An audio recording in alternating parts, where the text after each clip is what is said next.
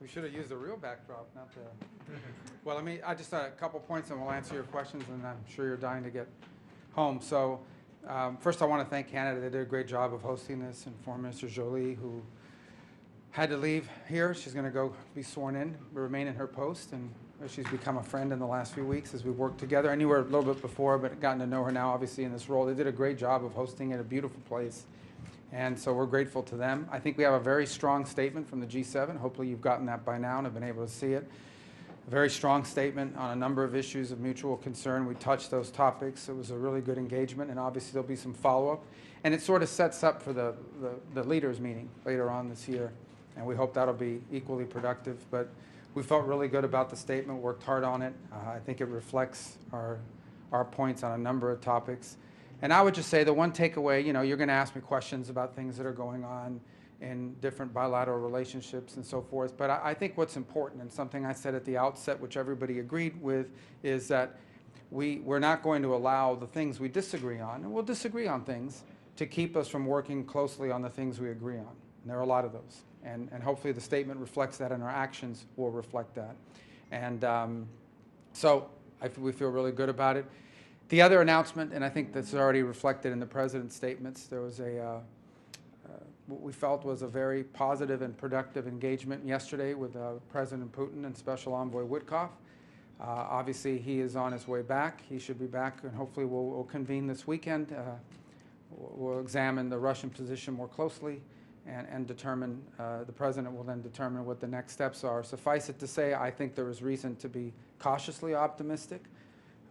But by the same token, we continue to recognize this is a difficult and complex situation. It will not be easy. It will not be simple. But we certainly feel like we're at least some steps closer to ending this war and bringing peace. But it's still a long journey. It's a journey of many steps.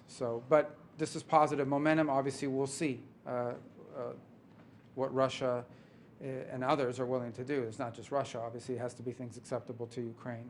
But it's been a good week in that front, but there's a lot of work that remains to be done. But, there's reason to be cautiously and optimistic, but we'll know more once Special Envoy Witkoff, Ambassador Witkoff returns, and we have a chance to all convene and talk about it. And obviously, the President is the ultimate decider on next steps for the United States. Okay. Mr. Secretary, do you trust Putin? I think it's an irrelevant question. I think in foreign policy, it's not about trusting, it's about action. It's about things that you do. So in the end, on something like this, you can't just say you want peace, you have to do peace. And that's true for both sides in any conflict, so in any war and in any engagement. So I think ultimately, all these things, I would just encourage you guys, if we're going to be serious about foreign policy, to sort of navigate away from some of this is not a reality show, this is not about personalities, this is very simple. You either do things or you don't. There are things you are doing and things you're not doing. And that's what foreign policy is driven by, and that's how our decisions should be driven by. So unfortunately, in foreign policy, oftentimes you will have to work with, I'm not talking about President Putin in particular, I'm talking about generally, you will have to work with people you don't like in foreign policy. And oftentimes you will have disagreements with people you like. Sometimes you will have to figure out how to work together with nations that are not aligned with you on most issues. And in some other cases, you may find yourself unaligned on an issue with a nation that you work with very closely on a bunch of other things. That's not just now true today. That has been true throughout the history of mankind and certainly the relations between nation states. So I think it's important. I get there's this temptation to cover foreign policy the way we cover domestic policy and the way we cover other things in our society. But foreign policy is about nation states pursuing what they have interpreted to be in their national interest. And balancing that is what the art of diplomacy and the work of foreign policy is all about. And so we need to sort of be mature and open-eyed and realistic without losing our idealism, without losing what we hope the world will look like and want to shape it and be a part of. But by the same token, we have to make pragmatic decisions every single day, and that's not true today. That's always been true. Always. Secretary, do you have any top lines from Mr. Witkoff? This was a late meeting. It went hours long. Is there anything that he shared? And then when you do examine the Russian position, the comments by President Putin were quite convoluted and tough to decipher. I wonder if you think that he's playing for time. Well, I think you're not going to, this is not something that's going to play out in press conferences. As I stand at a press conference. But this is, these, again, I go back to the point I just made. When you want, if you think about the most recent example of ceasefire negotiations, which was what happened in Gaza and with Israel and so forth. Yeah, there were newspaper and there were articles and there was news stories about it, but ultimately you found out what the results were after the fact. And in the meantime, you saw public statements from different sides in regards to what they were going to do. I think this will be no different.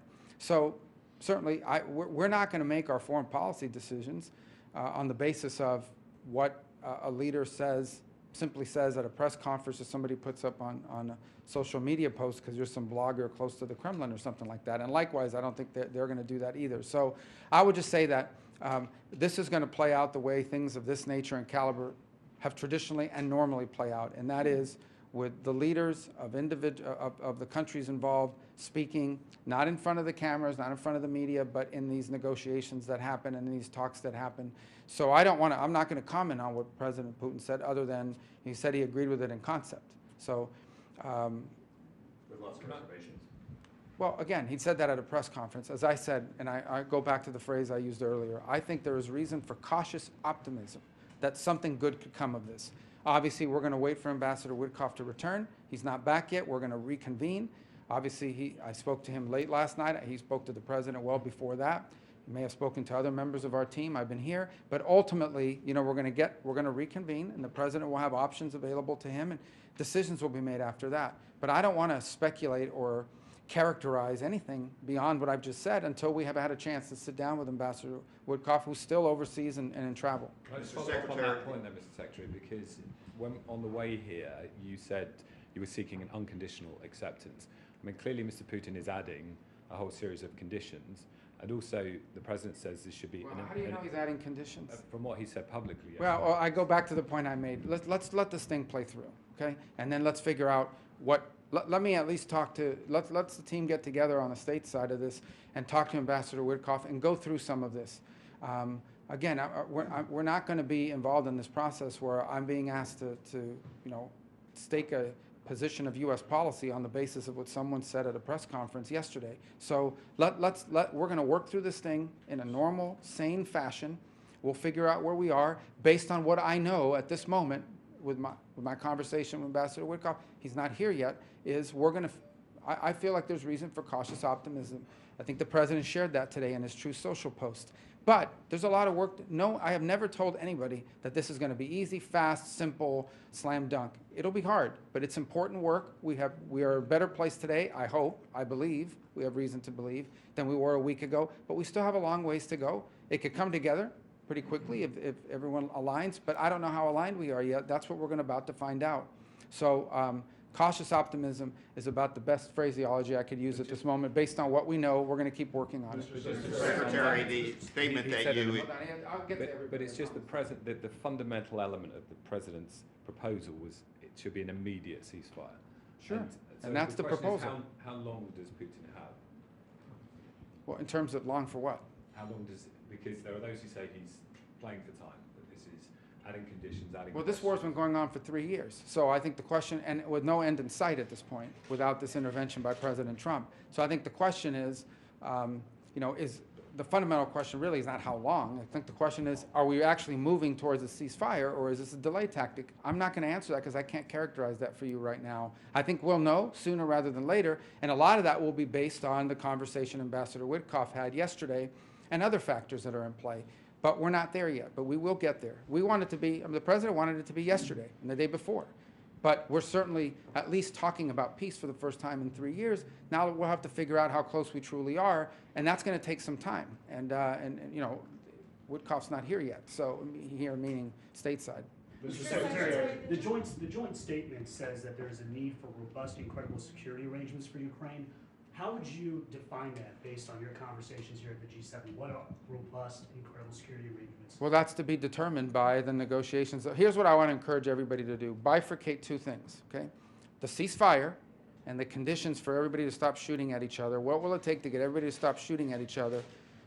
And then moving to a negotiating table on settling the war with finality. Two separate processes.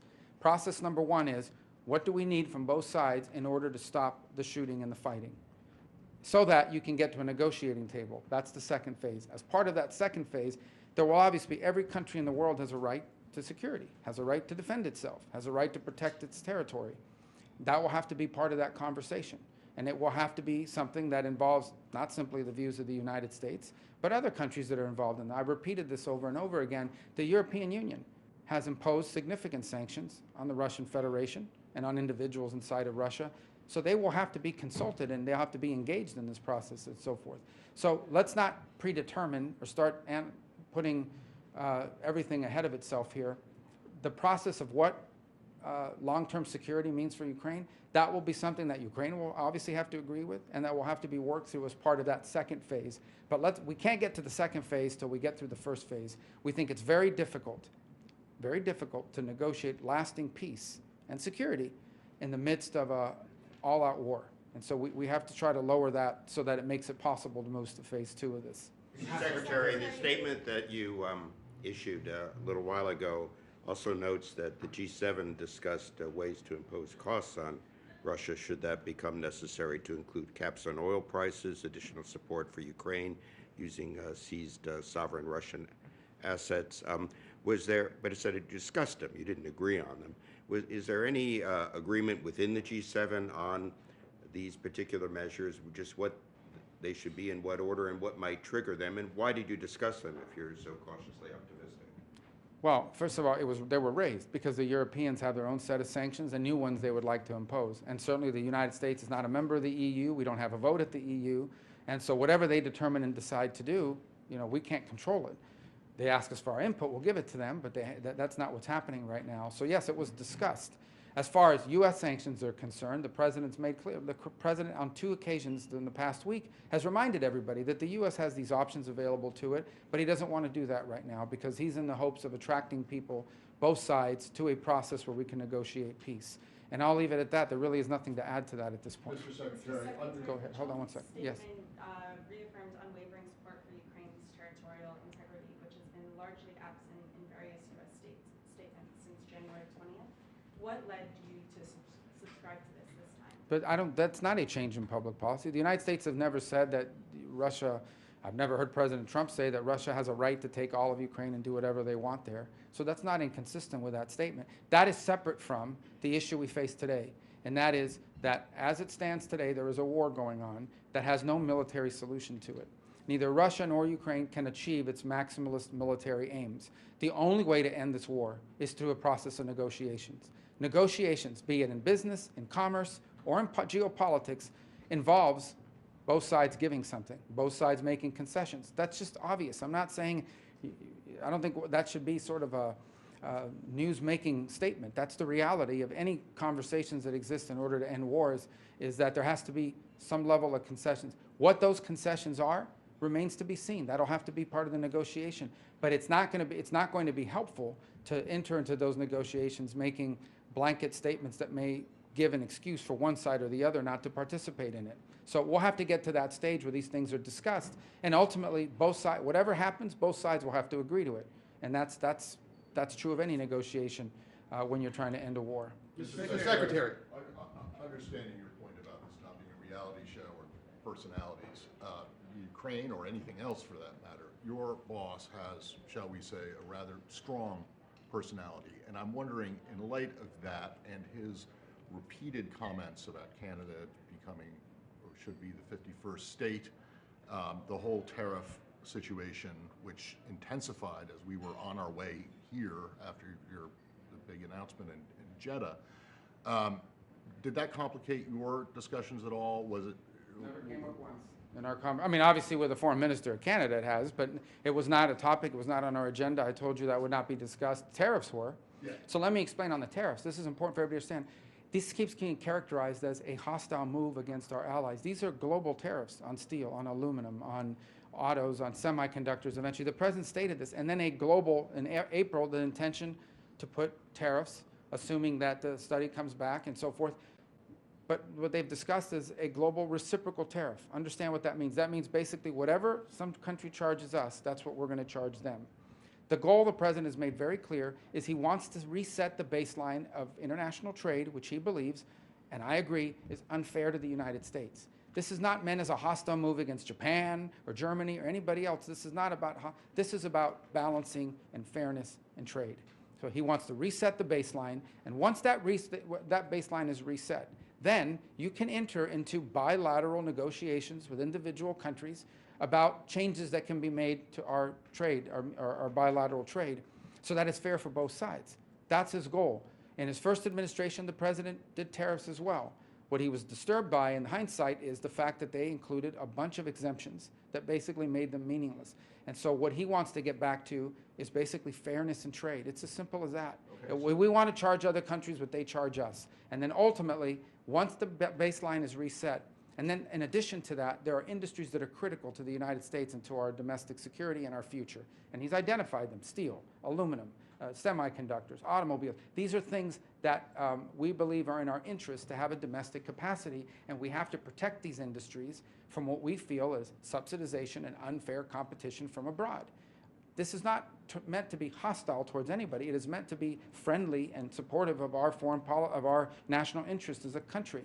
Once the baseline of trade is reset in a way that's fair and equitable, then we can engage in the process of bilateral negotiations with individual countries, including our allies, to set up a more sustainable and fair long-term trade arrangement between our respective countries. So, Mr. Secretary, the president and your meeting with Foreign Minister Joby, do you understand why the Canadians are taking such umbrage at these comments coming from the president? Is that something?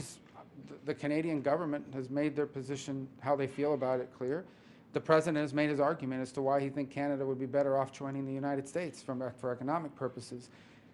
There's a disagreement between the president's position and the position of the Canadian government. I don't think that's a mystery coming in, and it wasn't a topic of conversation because that's not what the summit was about. Mr. Secretary, you said that the tariff policy was not hostile. However, President Trump yesterday in his social media post said that the EU previously had been hostile and abusive towards the United States. How do you square that? And secondly, is he serious when he's talking about the 51st state being Canada? Well, I've already answered the question about Canada. Okay, and is he yeah. serious? Do you take him We're serious? not discussing that here today because that's not what the purpose of this meeting was about. As far as the question that you're asking me about hostility, yeah, you look at the EU. Okay, the EU has a GDP basically comparable to that of the United States. The composition of their economy is similar to ours. These are not developing countries, these are developed countries. And yet they have a significant trade surplus with the United States, even though our economies are pretty much the same. These are not low-wage countries. That's a problem. All the president is saying is we need to equalize treatment. Whatever they do to us, we need to do to them, in addition to pointing to certain sectors that we have to protect. Who can argue against the idea that if some country charges us X to export our products, we should charge them the same? I get it. If you're a country or the EU that's benefiting from the status quo, you feel it is hostile to change the status quo because it's to your benefit. The problem is the President of the United States is looking out for the United States, both in national security and in economic relations. We will reset the basis of our trade relationship, and then we can enter into negotiations for something that's enduring and fair to both sides. That's what the president seeks to do, and that's what it begins by resetting at a reciprocal way the amount of tariffs we charge one another in our trade relations. Mr. Secretary, I take your of 1798. If I can follow up, Mr. Secretary, I know that we're not speaking about Canada becoming the 51st state at this meeting, but I'm asking you now, do you consider what the president has said about Canada becoming the 51st state? Is he serious? You know, I'll tell you how that came about, okay? He's in a meeting with Trudeau, and Trudeau basically says that if the U.S. imposes tariffs on Canada, Canada couldn't survive as a nation state, at which point the president said, well, then you should become a state. And that's where this began. That said, the president has made an argument for why. He says he loves Canada. He says he made an argument for why Canada would be better off joining the United States from an economic perspective and the like. He's made that argument repeatedly, and I think it stands for itself. All right. Is it counterproductive? The Trump administration is expected to invoke the Alien Enemies Act of 1798. They have to dust that off. A lot of people not familiar with it. Can you help us understand how the Trump administration plans to use these powers? Well, those are that's a question for DHS. It's not a question for us. What I can tell you is, from our perspective, unrelated to that, is that we will continue to look for people that we would never have allowed into this country on student visas had we known they were going to do what they've done. But now that they've done it, we're going to get rid of them. And we are continuing to look for that. And so in the days to come, you should expect more visas will be revoked as we identify people that we should never have allowed in because they lied to us. When they said they were coming here to be students, they didn't say they were coming here to occupy university buildings and vandalize them and tear them apart and have campuses hostage. If they had told us that, we would never have given them a student visa. Now that they've done it, we will revoke those visas. And as the days go on, every time we have a chance to revoke them, we will, because it's not in the national interest of the United States for them to be here. Let's wrap up, guys, so we can get on. China. The G7's joint statement has some very strong language on China. Could you please describe the sentiment of the discussion behind closed door? And also, do you have anything on a potential meeting between President Trump and CCP Secretary General Xi Jinping? Would that be in China or in the United States? Thank you. Well, I think the president at some point will meet. They will meet. I don't know when that'll be. I don't believe there are any plans currently for that to happen, but I'm sure it will happen at some point. The president engaged with him in his first term, and I expect he will do so again, and he should. These are the leaders of two big, important, powerful countries, and the leaders of powerful countries, whether they agree on things or not, should communicate for the safety and well-being of the world. As far as the statement is concerned, I think it reflects a growing acknowledgement that the Chinese Communist Party has pursued both economic and foreign policies that allow them to benefit from all the good things about the global order, but ignore all of its responsibilities in ways that leave us in danger of being, not just us, but the broader world, of being overly dependent on China for critical supply chains, for rare earth minerals, for key technologies. In the case of Europe, you'll continue to hear a lot of frustration on their part that Chinese overproduction, for example, of electric vehicles are dumped into their economies. And so guess what they have done? They have imposed tariffs. You know what Canada did? They've imposed tariffs on China as well, because that's what countries do when they feel like they're being treated unfairly in trade and commerce. And we support them in doing that. We think that was the right choice in their regard. And we've imposed tariffs on China as well. All right. Is there an offer? Who had a Secretary comment? Rubio, Yes, sir. would the U.S. be open to an agreement with Hamas to get American hostages released separate from the Israeli hostages, like including Don Alexander? Well, I think our priority always, as the U.S. government, is always that we care about all the hostages. We want all the hostages released. We believe they should all be released. Okay, and that, by the way, we talk about hostages. We're also talking about bodies. Okay, and these trades are being made, and they're ridiculous trades. We're talking about 400 people for 3. These are nuts. And on top of that, you see the condition these people are being released in. So this is think about what we're talking about here. I mean, we're sitting around as the world sort of accepting that it's normal and okay for you to go into a place, kidnap babies, kidnap teenagers, kidnap people that have nothing to do with any wars, that are not soldiers, that are not anything, and taking them and putting them in tunnels for almost 1.5 years. And we're acting like if this is a normal exchange, this is a normal thing that happens. This is an outrage. So they should all be released. So I'm not going to comment on what we're going to accept or not accept, other than all of us. The whole world should continue to say that what Hamas has done is outrageous. It's ridiculous. It's sick. It's disgusting. It should never have happened. And we shouldn't accept it as normal, as a normal negotiation. We're just dealing with some savages. That's it. These are bad people, terrible people. And we need to treat them as such. But that said, we want all the hostages out. Is there an off-ramp for this trade war? Mr. Secretary, there was a report that was required of the State Department as one of the first executive orders asking for countries to be identified that had insufficient vetting. Has that report gone over to the White House yet? I'm sure you mean we had a deadline to meet that. I'm sure we've met the deadline, but I have to take that back and we can get you an answer for that specifically. Is there an All off-ramp right. for the trade war, Mr. Follow up Secretary? about territorial integrity.